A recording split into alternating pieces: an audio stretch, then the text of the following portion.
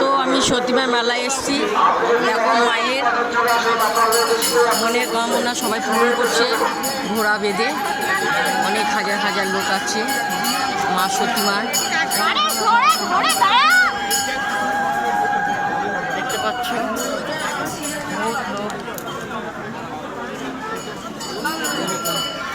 মায়ের সতীমার একটা ডালিম গাছ।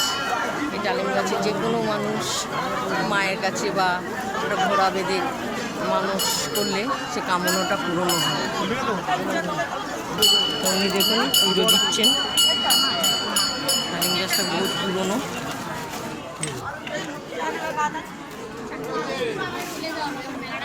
খুব সুন্দর।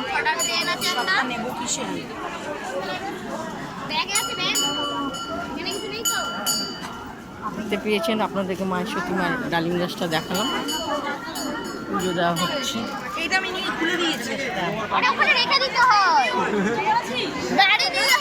তো মায়ের কাছে অনেকে মানসিক করে দেখো এরকম ডন্ডি কাটছে। ডন্ডি কেটে মায়ের কাছে যাবে।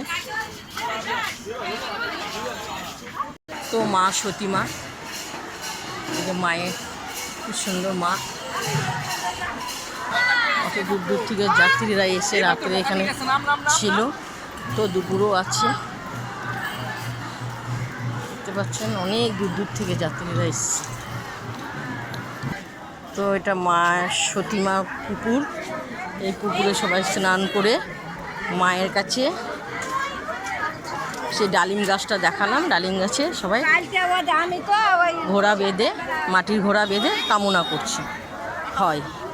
দেখতে পাচ্ছি এটা মা সতীমার পুকুর। অনেক অনেক যাত্রীরা স্নান করছেন। তো আমি একটু জল নেবো, একটু ছিটাবো মাথায়।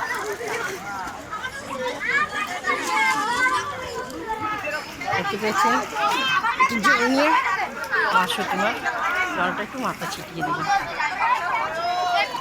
মা সতীমা সকলের তুমি ভালো রেখো।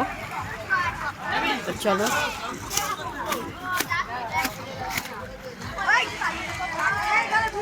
আমাদেরকে প্রথম থেকে লাস্ট দেখালাম মা সতীমার পুজোর, ঠাকুরের সব কিছু।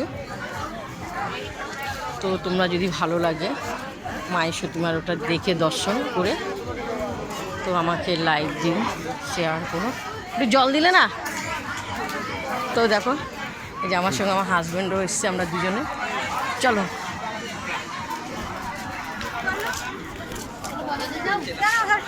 চলো চলো চলো চলো। মজা চাইছে, মশা দিচ্ছে।